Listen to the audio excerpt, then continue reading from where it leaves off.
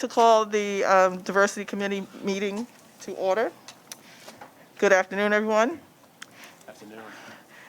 I'm Rhonda Herman. I'm Chair of the Diversity Committee, and Lorraine Cortez Vasquez and Neil Zuckerman are online. Mr. Chair, no, I'm Chair, sorry. I'm tired. Okay. Michael, are there any public speakers? I think that there's one speaker. Good afternoon, Mr. Chair. We have one member of the public registered to speak today. As a reminder, we ask that all public speakers adhere to the MTA rules of conduct and decorum. Masks must be worn at all times by meeting participants and public speakers when delivering comments. I would also like to remind our public speakers that in the interest of time and fairness to all, that we limit everyone to 2 minutes. Please be mindful of the clock at the front of the room, and that there will be a warning beep to remind you that you have 30 seconds left to conclude your remarks. First speaker is Mr. Jason Anthony. Good afternoon, Chairman Rhonda Herman, and good afternoon, Michael. Jason Anthony from Amazon Labor Union. I'll be pretty short this time around. I love diversity. In Amazon, we lack of diversity, but I would love to see more diversity inside the MTA, like always. And we should start 2022 having more diversity, and we should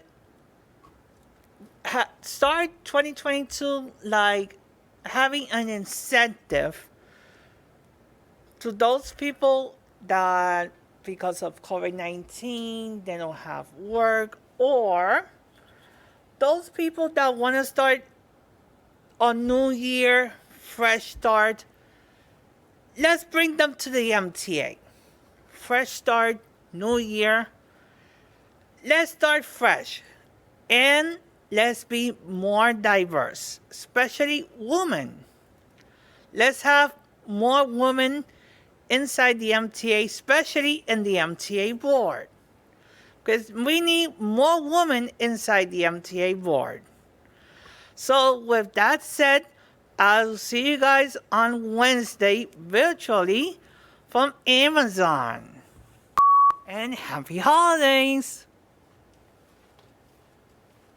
Madam Chair, that concludes our remarks for public speaking. Thank you. We're now going to have the approval of the minutes from the last meeting. If there are no changes, I make a motion to approve the minutes. Second is Bob. Minutes are approved. Are there any updates on the 2020 work plan, 2021 work plan, Michael? Oh, yes, Madam Chair. There are two items. One is that we are moving the February Diversity Committee meeting to March and the May committee meeting to June. Those are the only changes to the work plan. And in addition, in the back of your books, there are 4 policy updates, and it does not require any action items. Thank you. We're now going to, Michael will take us through the executive summary. Yes, thank you.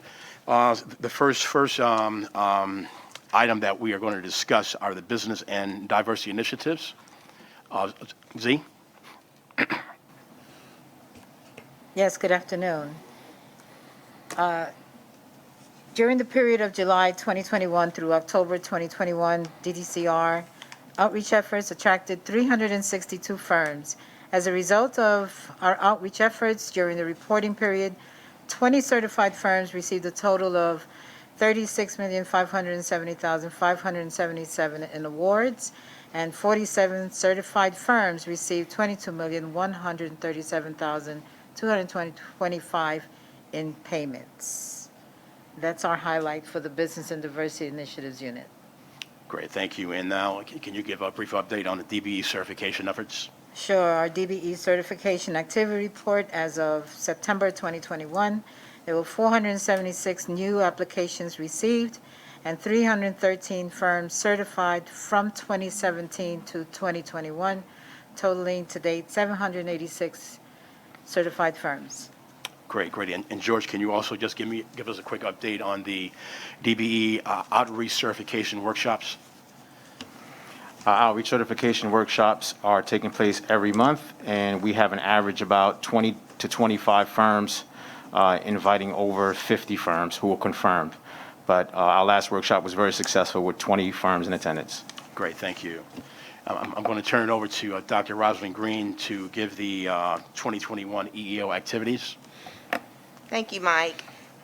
MTA's overall workforce is currently comprised of 69,445 employees, of which 18% are female, 71% are minority, and 3% are veterans, and 473 are people who have self-identified as having disabilities.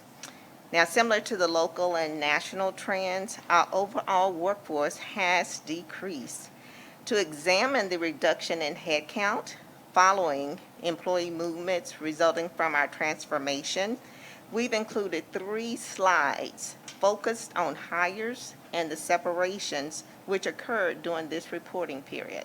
Now, the reporting period, again, is going to be January 1st through September 30th, 2021.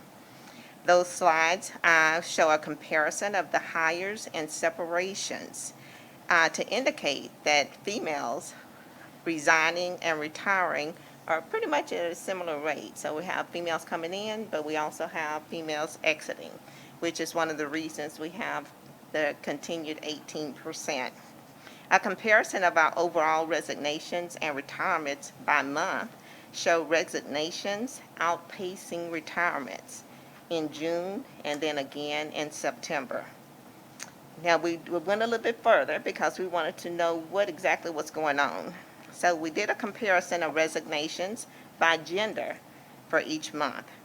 And it showed a sharp increase in female resignations in the months of June and September. All other months, female resignations were notably less than males. But in these 2 months, it was a lot higher. So there was a sharp increase. We're going to be looking at that sharp increase so that we can give an update to the committee as to what drove that increase and what we're going to do to make sure that we retain our female employees. We also have a presentation that's going to be about our diversity and recruitment strategies that's going to be given by Yvelle. And then following that, we're going to have diversity and inclusion employment engagement initiatives presentation by Michael Collins. I just have one question. The June and September, because I noticed that in the data when I was reading the report, the book, do you think, do we have exit interviews? So are they be able to look back and see why they said they were resigning? So we don't have a formal exit interview process at this time. Some of the agencies do have conversations, and so we don't have an overall MTA-wide exit interview process. However, we have had some qualitative data that's coming from management because our employees do tend to come and have some conversations before leaving. And so we do have some information that we're going to pair it with some policy changes that took place around that time to see if there was a correlation there and if that was the driving factor for the exodus. Thank you. Norman? Don't be. My grandmother used to say in her broken accent, man works from sun to sun, but a woman's work is never done. So is that, you view those dates, June and September, to me, that comes out, it seems to show the school year is affecting women's decisions to resign. And resignations exceeding retirements, to me, is, as a union representative, is sort of a shocking thing. People with a pension are going to bail out. It's pretty severe. The workforce participation rate of women has been, during the COVID thing, has been very much tied to, the triple duty a woman's got to do.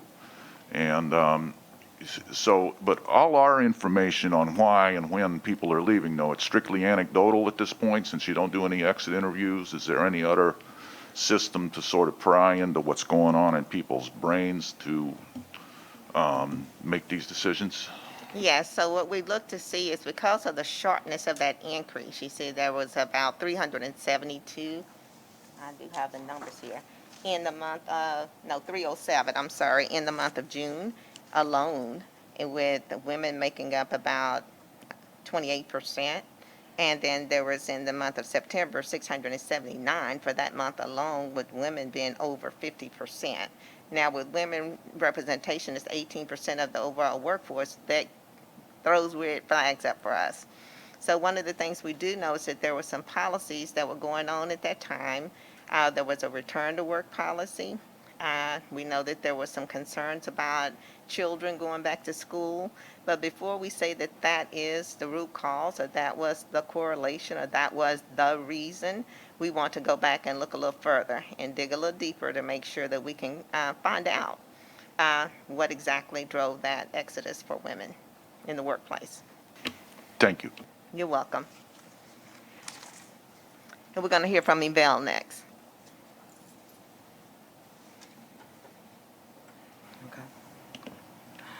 Good Before we afternoon. move on, I'm sorry, it takes me a little bit of a lag. Can I ask a question Yes. or a Right. follow-up? Yes, yes. Right. Okay, thank you so much. I wanted to follow up on an earlier statement that you made about not having a formal exit interview process. So what I was thinking was, for particularly when we come to diversity and some of the target groups, and to be aligned with our strategy, perhaps we may institute something as part of our strategy to find out why people are entering, but also why people may be departing.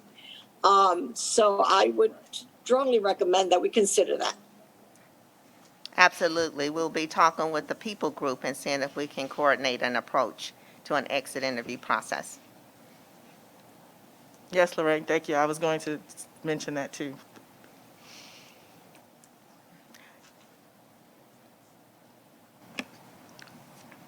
Thank you.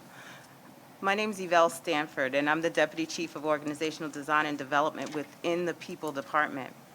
Now, I hope to represent some of the strategic initiatives that our department has worked hard on this year, which align our team through our employee pipeline recruiting efforts. Now, in People, our team is very focused on building new strategies for channels inside and outside our organization. So I hope to spend the next couple of minutes discussing this year's new innovative educational partnerships, diverse recruitment outreach, and a profile of one of our fellowship type programs in our professional titles in engineering as we build on success. First, our 2021 innovative partnership endeavors. Since this summer, our teams have deepened their recruitment initiatives and efforts. We've reached out to partners who collaborate across the city for our summer youth employment internship programs at the MTA to build on educational partnerships in SUNY, CUNY, and DOE. The vision? To form alliances with the alumni organizations, funnel the students into our agencies as interns, and maintain our educational career experience as critical to their application of studies. So as you can see, we are entering into relationships. Let me move back. Okay. Pardon, guys. We are entering into relationships with, it's hard to see, CUNY. What just happened, y'all? Yeah, I'm trying to go back. 1 second, y'all. There we go. Thank you. We've entered into relationships with CUNY School of Labor and Urban Studies, NYU School of Professional Studies, SUNY Empire State College, CUNY Summer Corps, City Polytechnical High School, and the Partnership for New York. Now, with CUNY School of Labor and Urban Studies, the vision is to build programs with CUNY certificates that would be housed at 130 Livingston. That means that our employees could go to school at our offices. The vision that we've discussed and that they've built on and begin to build the work into is a transportation management certificate program as well as a CUNY MTA fellowship program. Also with NYU, for many of our new leaders, we are instituting in their leadership development a coaching initiative, using their students as coaches in both their master's programs and their certificate programs. For SUNY Empire State College, we have in the People Organization an MTA University. We have asked that SUNY evaluate our MTA University courses as well as our operations training courses to be able to give our employees additional college credit towards reaching bachelor's and master's degrees. So that means that they could build inside and be more eligible for the jobs that we have in mind. CUNY Summer Court would then augment our internship programs that we have. This summer, the past summer, we had 55 interns. And we intend to build, our vision is to build it back to the 250 interns that we're used to. At City Polytech, we had 15 interns, but that partnership was one that is an innovative partnership with DOE and the Transit Innovative Partnership along with City Polytechnical High School. So it's building a 9 to 14 year program. So our point is that the MTA is a campus, and we want to build on that initiative. The Partnership for New York. We have a very strong partnership with Transit Tech, in which we have a bus and a train as part of their learning experience, and we continue to build on that for their internships. We attend their career days, and we also act as unofficial and informal mentors to them. I've even attended their high school graduation. I'm going to go a little bit further. So next, I want to build on our innovative partnerships, our diverse recruitment efforts and outreach with the CTE high schools, with elected officials, and with trade schools and colleges. So what we've done is make sure that we expanded our recruitment efforts with career days, over 450 students and parents that we've reached out to just this year. Also, deepening the relationship with CTE high schools, in which we have even extended our deadline so that they could reach their high school graduation date so they could be eligible to apply for our jobs. Career fairs, over 40 career fairs this year. We've employed social media with new accounts in LinkedIn and Indeed, and collaborated with New York State Department of Labor so that our jobs go out to all of the people that are associated with their programs. Skill building. We go out to the schools and we provide workshops on internships and resume writing. On interviews and resume writing. Again, our outreach through reaching out to DOL to conduct targeted marketing, as well as, and that's the Department of Labor, as well as the DMV in finding out how to schedule CDL permit tests so that we can move our employees forward, as well as with New York City HRA to receive a waiver for the exam fee. We are going to continue to have diverse outreach programs, and we're building innovative strategies. Let's talk about women and minority initiatives. This year, we've begun the conversation with non-traditional employment for women, an organization that services about 500 women per year, with a median age of 28. So we've gone from the high schools and colleges to now helping women who have gone through an 8-week program to now reach out to our organization. We started with, there are about 18 women at Metro North Railroad in the signaling program. We want to expand that. So that means that we're building on a connection that works and learning from the partnerships we already have. Also, the Mayor's Office with the People with Disabilities, paid internships we provided them over the summer and over last year. We're going to build on that. We're working with Chief Arroyo to now build with the Department of Social Service additional internships, and these are all paid internships this year. Internally, we are increasing our outreach by increasing our hit list. Also, we have working with, and you'll hear more about it, our TEGs, which are our Transportation Employee employee groups so that we are building workshops for them and leadership programs for them so that they can now build on their experience and their progress in our organization. And finally,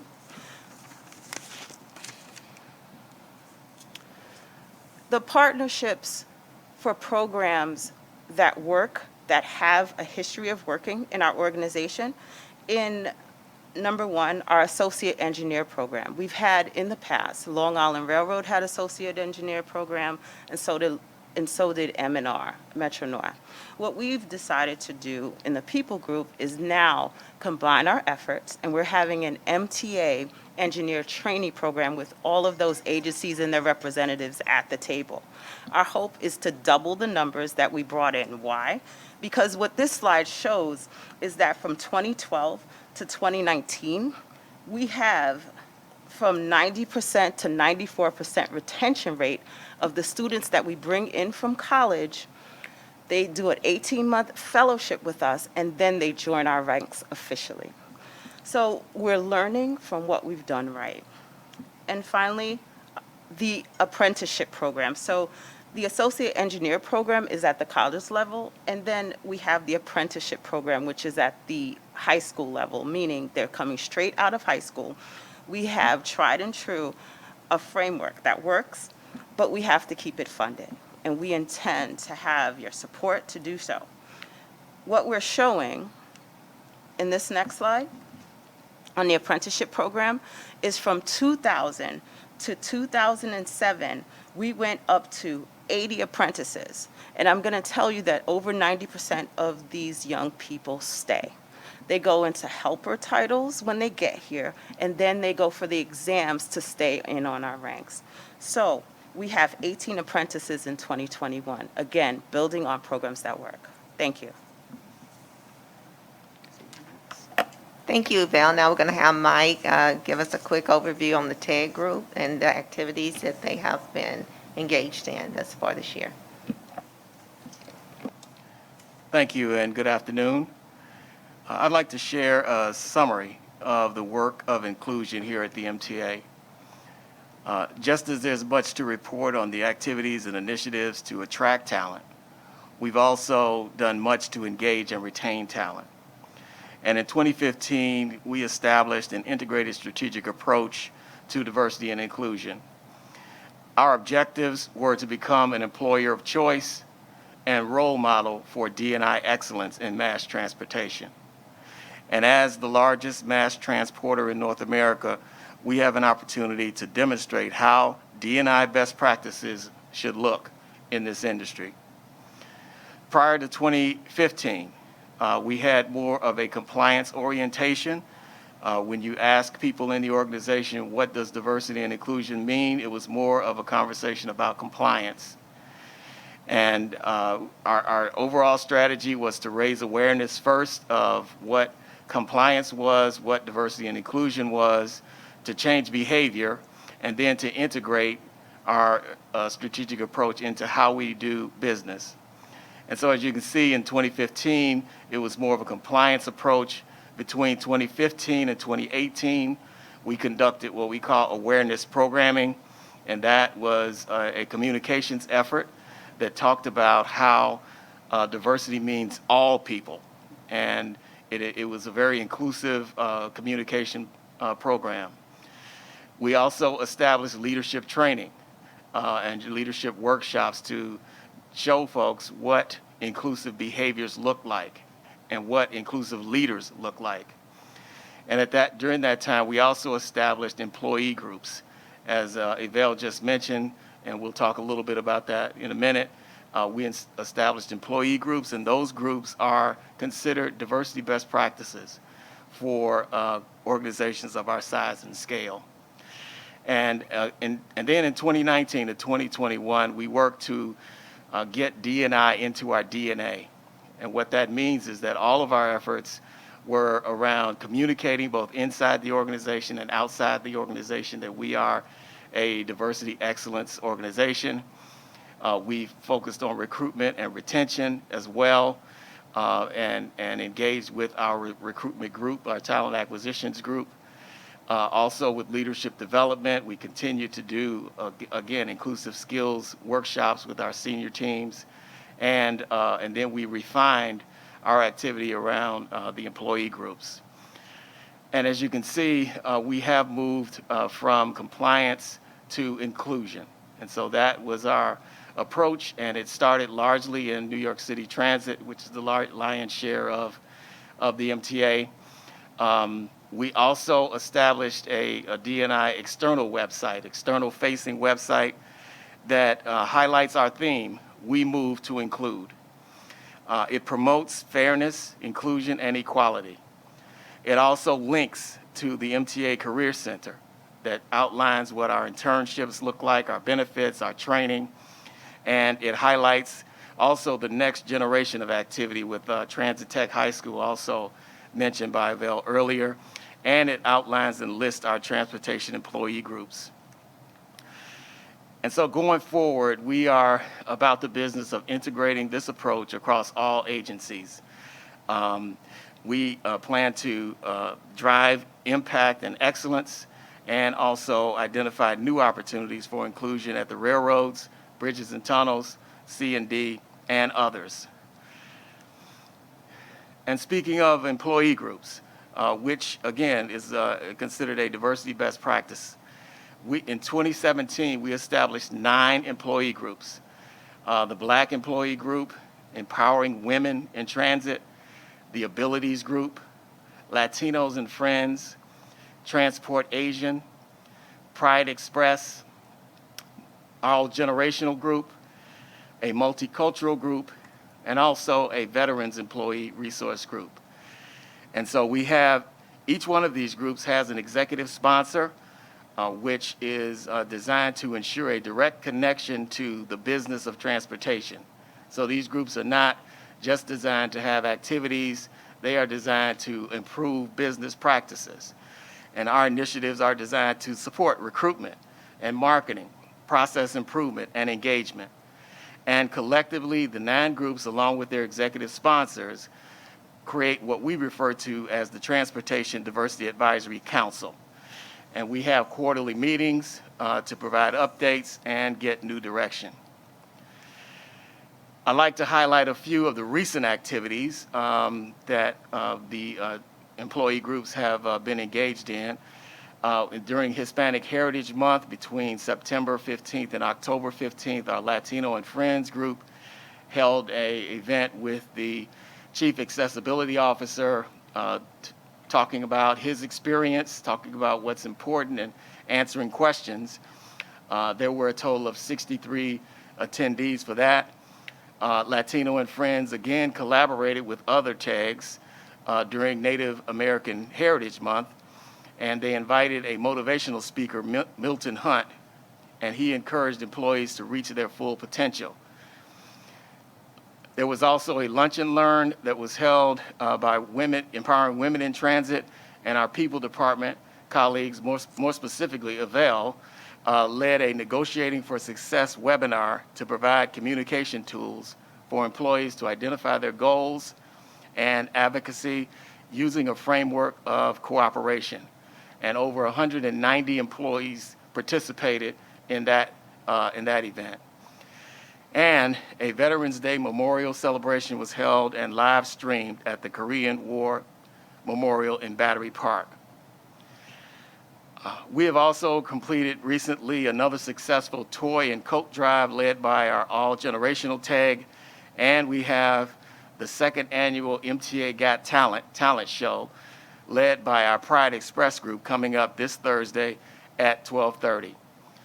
And these are just a few of the highlights of the recent engagement activities led by our tags in collaboration with our partners across the MTA. Going forward, I'd like to mention we do have a few opportunities that we have been paying close attention to, and one is to establish a budget so that we can fund and support the activities and initiatives. 2 is to identify ways to assign time for employee activities so all employees can participate. And 3 is a broader opportunity for communication for all employees. We really do have an opportunity to figure out how we can best communicate with all employees at every level. And last but not least, I'd like to like you to consider also, as the MTA Diversity Committee, being engaged with some of these activities going forward. You'll hear more about that invitation in the near future. And we're excited about our efforts to engage all of the agencies in the move to include. Thank you, Michael. As you see, there's a lot of activities taking place. During the next diversity committee, we want to show you how we're going to connect some of these activities to targeted strategies to address areas that we may see that there's some challenge or there's underutilization in. We're going to take a specific look at the management levels and talk about underutilization, what that is, and how we calculate that percentage. Thank you so much. Yeah, I got a couple questions. I assume that regarding the formalized piece here, working with the educational institutions, I suppose you have a lot of flexibility with hiring a manager and determining what experience is relevant for being a manager, but and I assume you have some flexibility with the commuter railroads when it comes to hiring skilled people. Now, first of all, if someone goes through these programs, whether it's a technical program or a management program, are they given some extra points on the civil service exam that will show the effort they've made? Or accordingly, if they're applying for a skilled trade position, which also requires so many years in the trade, are people given time served credits to give them sort of a leg up in the system?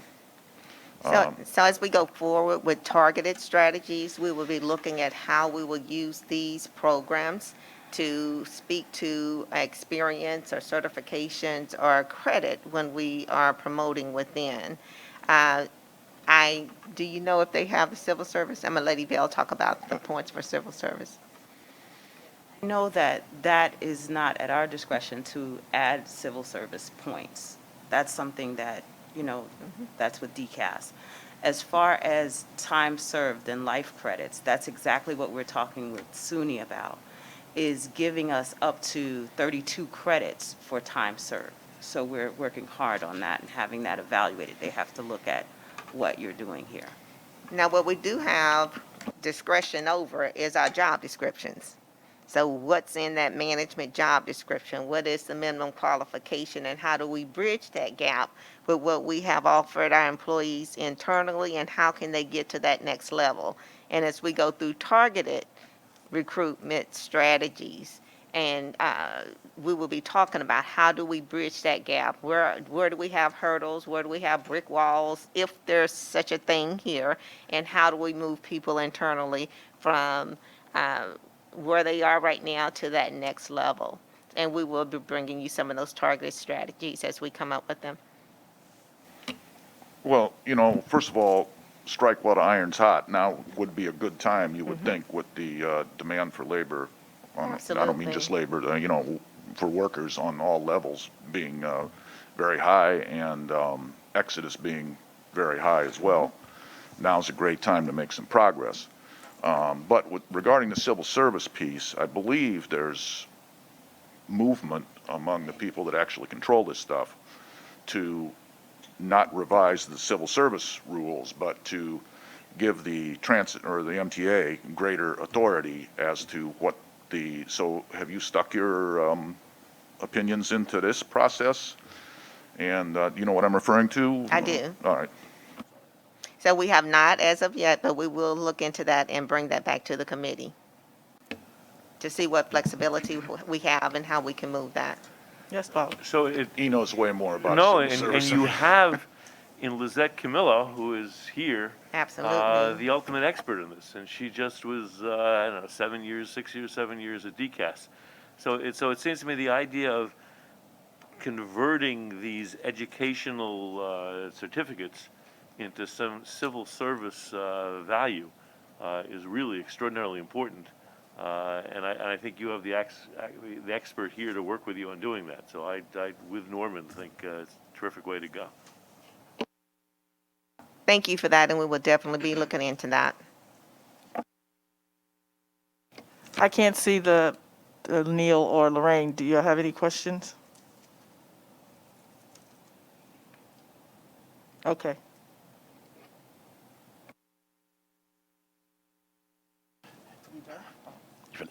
So we've heard you loud and clear with respect to transforming the people side of the organization to mimic the success that we have had on the business side. And so you've heard external strategies, internal strategies, and as Dr. Green and I know that I'm personally owning the data that's going to be generated, and that we're going to report back to this committee in March what the result of that data is. Because you can't really say if strategies have been successful if you don't have data in order to support it. And so we will be in a position to report our diversity workforce data at the March Diversity Committee meeting, and I've informed everyone that I'm going to own that to make sure that that happens. So we're going to shift and pivot over to our award-winning small business development program, and George Clary is going to give us a quick summary of that program. Okay. Good afternoon, Chairperson Herman and the board members. My full report, you can see it on page 59. As we look to this year, since January, for this year, we have awarded 33 contracts totaling a little under $30 million. We recently exceeded our $500 million mark in contracts award. Since inception, we have awarded 486 contracts totaling $516.1 million. This resulted in an estimated 12,300 jobs created. We have pre-qualified SDVOB veteran-owned business. We have 18 of those contractors that we have pre-qualified.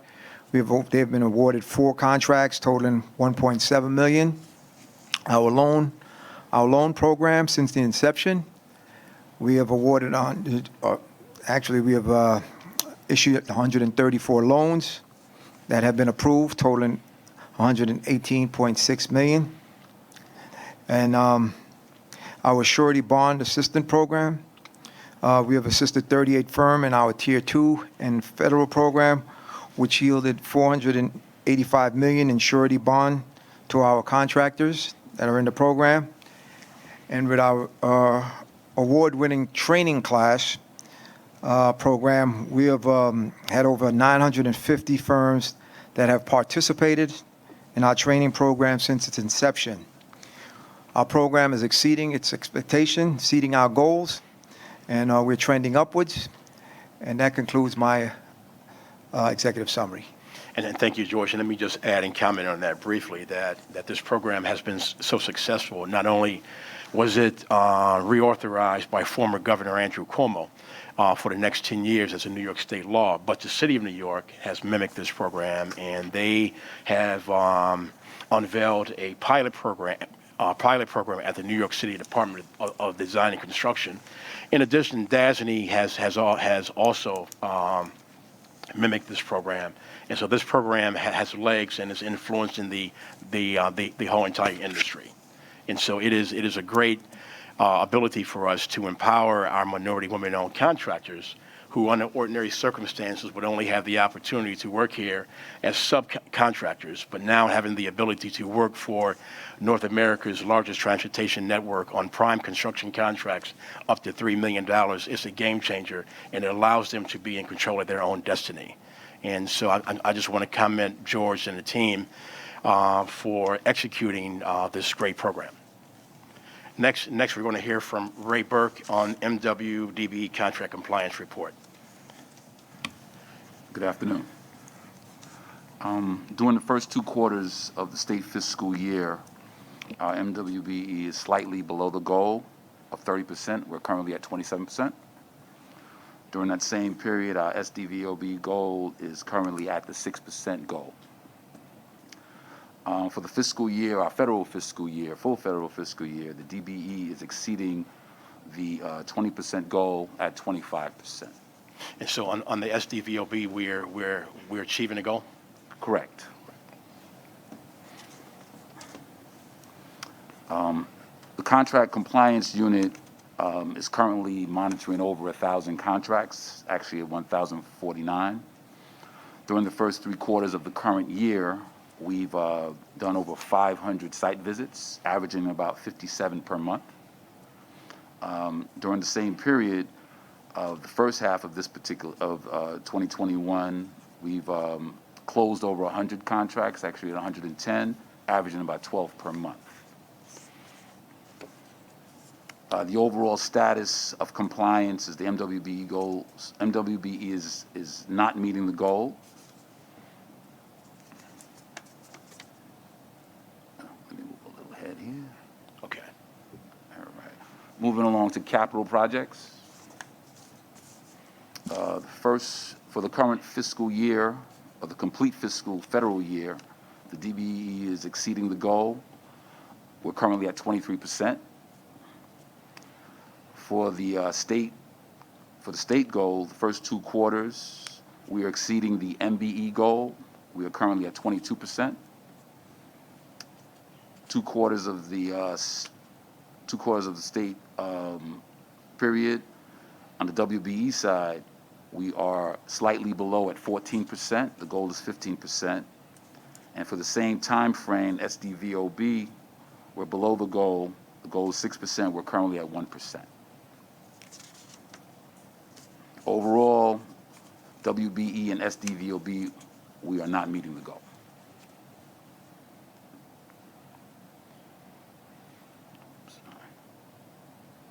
And so what are some of the strategies for improvement? The strategy for improvement is to increase relationships with, as far as WB is concerned, increase relationships with women-owned veterans and women-owned trade groups. Also, we are continuing to engage in SDVOB outreach events to increase those in those areas of SDVOB, and that's consistent for both capital and overall engagements. You know, and we've also hired staff. And we've hired staff. We're in Right. the process of hiring. Right, to put more troops on the ground. More troops on the ground. We always need more troops on the ground. Right. And we are also essentially alerting the agencies of the monthly contracts and projects that's not meeting their goals, and we're bringing those firms in to talk about how they're going to create plans for improvement so they will achieve their goals. That's correct. We have monthly goals not met compliance meetings, which the staff goes out and contacts all the firms that are currently not meeting their goals. We also, as far as goal setting is concerned, we try to look outside of the box so that we can create prime opportunities for MWBEs and SDVOBs wherever possible. And of course, maximizing goals to maximize inclusion. Right. And so we exceeded the governor's MWBE goal last year for the first time at 31%. We're currently at 27%. Right. And we're going to do everything that we can with these last 2 New York State reporting periods to ensure that the goals that we set are the goals that's going to be achieved. That's correct. In addition, you know, with the capital plan that we're going through, we've been seeing a lot of potential awards, considering that this capital plan is historic. So we kind of anticipate more opportunities for more subcontracting opportunities, obviously. So we're looking forward to that as far as moving the needle in a positive manner. And then finally, as a strategy for improvement, we are working with C&D in order to debundle and design smaller packages so we can actively go out into the marketplace and recruit those MWDB firms to bid on contracts from $3 million to $24.9 million. And so we are starting to see now a lot of those companies winning contracts at $17 million, $18 million, $20 million. And the reason why that's important, once again, is that they are in control of their own destinies. They hire staff, and they're being ushered into the mainstream. And so not only we talk about build back faster, but we're also talking about build back inclusively and making sure that the infrastructure bill that was just approved by President Biden, those dollars are going to be spent not only in a cost-effective manner, but in an inclusive manner as well. Right. Yes. And one more thing. We're also working very closely with C&D to target those areas where there's been a lack of inclusion, mainly because of specialized work that's involved with our projects. So we've been working closely with them and also with the outreach group to maximize inclusion in those areas. Great. Legal fees. If you can turn the page, please.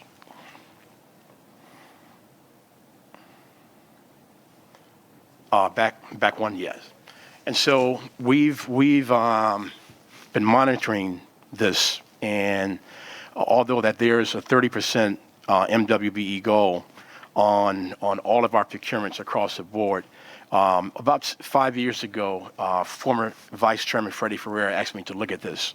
And so at that time in 2017, we were issuing an average of 4% of our legal fees to New York State certified MWBE law firms. That number increased last year to 16%. We are currently at 14%, and I'm working with Paige Graves, our acting counsel, to come up with strategies for improvement in which we will identify those certified minority women-owned law firms and give them assignments in order to increase the fees that's being paid. We're not going to rest in this area until we exceed the governor's 30% MWBE goal in the areas of legal fees. Well, that's good, but can you tell us what are you specifically doing to increase assignments and fees to these certified minority-owned firms? Yes. So since Paige has transitioned as the acting counsel, she's asked me for a list of those MWBE law firms, and she's going to have staff meetings with her staff, making sure that they are aware of the certified MWBE firms who are on our panel and their specialties and expertise to make sure that that's known to her staff. And so I'm very optimistic that in working together, that before this year's out, that 14% will be increased as far as fees being paid to New York State certified MWBE law firms.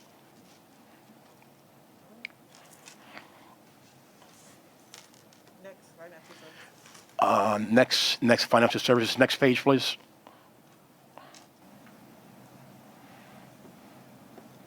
Financial, back one.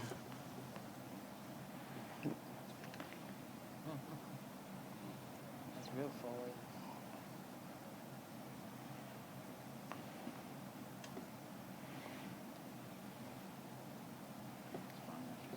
Yes, financial services. Back one. All right. George, he's going to handle that from the front. He's going to do that? All right, the next sheet. Next. Financial services, Pat. Okay. Good afternoon, everyone. Just really briefly, just an update on the financial services, how much fees we have paid to our underwriting firms. This period covers April 2021 to September 2021. WBE participation of payments have been 12%. MBE participation has been 14%. And SDVOB participation has been 6%. We're meeting the SDVOB participation and payments. The WB and MBE participation is slightly below the goal. There's a couple of reasons for that. The number of WBE underwriting firms continues to be a challenge when diversifying our underwriting syndicates.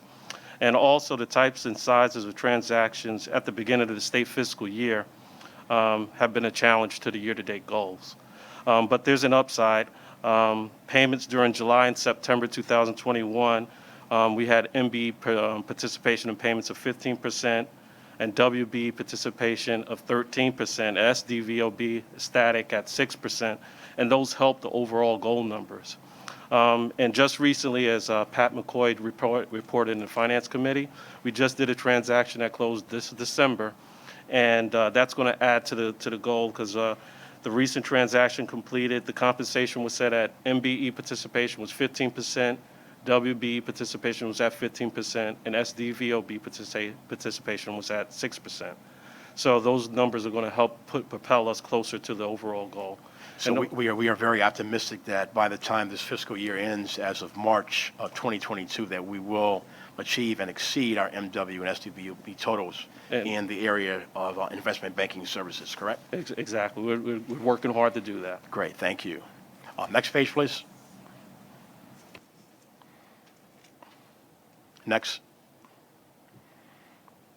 Yes, so $1.88 billion, or 21% of our total assets are being managed by M&WBE asset fund management firms. That's a very, very sizable chunk, but we are always looking to do better. Next page, please. Next. That's it. Great. So that concludes our this month's diversity committee meeting. Let me just say that we made history this year, where we basically, during this reporting period, had the ability to award the second largest contract in the history of New York State's MWB program, which was created by former Governor Mario Cuomo in June of 1988. That contract was awarded to Century to provide transportation services for the MTA. A $267 million contract for the base years. With the option years of 2 option years, this contract has almost the ability to exceed $400 million. And so I would like to just thank Chair Herman and also MTA board member Larry Schwartz for really focusing on making sure that this organization finally had the ability to diversify our core business of transportation. And so we've had a very successful year. Overall, there were $916 million in dollars paid to minority women-owned businesses. That was at 31%. As a result of that, the governor is going to be honoring us in Albany on Wednesday as being the top state agency in the state out of 97 with dollars paid to minority and women-owned firms. So the state of the MTA's MWDB program is very, very strong. I want to thank all of the senior staff and the agencies and my staff here who works nights, weekends, and holidays to ensure that we have the ability to award contracts in a very, very inclusive manner, coming through a period of challenges, but they have steadfastly made sure that this organization, that the diversity efforts are in a critical path and not a set aside. So thank you to the staff. I thank you all also, and congratulations, and have a nice time in Albany. The 2022 EEO and Title VI annual policy statements are in the meeting materials. And before we adjourn, I'd just like to wish all a happy, oh, sorry. Yeah, well, sorry, you're busy. But I just want to know that when you crack $1 billion, do we have some kind of party? I hope it's after COVID and we can have some kind of get together. So we have, we do have an annual soul food lunch in January as a way of thanking the staff for their hard earnings. And I'll be honored if you would join us on that day. And I will be honored to join you. And I too would like to visit. I would too. Great, super. And so I wish all a happy holiday season and Happy New Year. And I need a motion to adjourn. Bob, and second. Norm. We are adjourned.